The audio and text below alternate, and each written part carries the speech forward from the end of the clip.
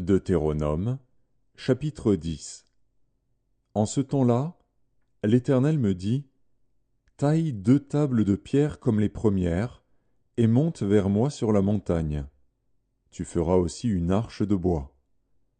J'écrirai sur ces tables les paroles qui étaient sur les premières tables que tu as brisées, et tu les mettras dans l'arche. Je fis une arche de bois d'acacia, je taillai 2 tables de pierre comme les premières, et je montai sur la montagne, les 2 tables dans ma main.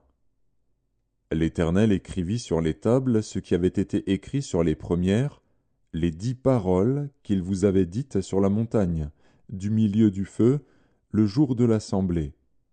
Et l'Éternel me les donna.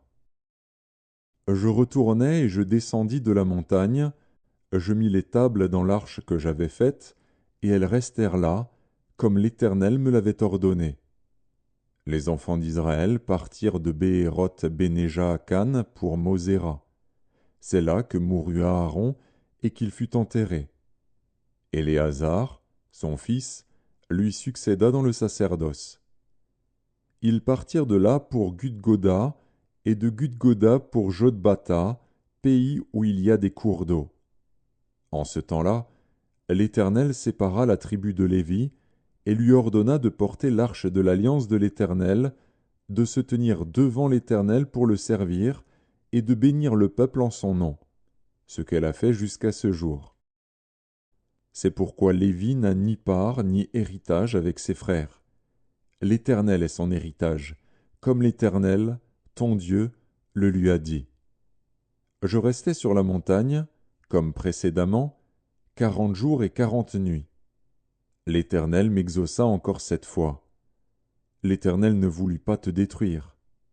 L'Éternel me dit, lève-toi, va, marche à la tête du peuple, qu'ils aillent prendre possession du pays que j'ai juré à leur père de leur donner. Maintenant, Israël, que demande de toi l'Éternel, ton Dieu, si ce n'est que tu craignes l'Éternel, ton Dieu, afin de marcher dans toutes ses voies, d'aimer et de servir l'Éternel, ton Dieu, de tout ton cœur et de toute ton âme. Si ce n'est que tu observes les commandements de l'Éternel et ses lois que je te prescris aujourd'hui, afin que tu sois heureux. Voici, à l'Éternel, ton Dieu, appartiennent les cieux et les cieux des cieux, la terre et tout ce qu'elle renferme. Et c'est à tes pères seulement que l'Éternel s'est attaché pour les aimer. Et, après eux, c'est leur postérité, c'est vous qu'il a choisi d'entre tous les peuples, comme vous le voyez aujourd'hui. Vous circoncirez donc votre cœur, et vous ne direz plus votre cou.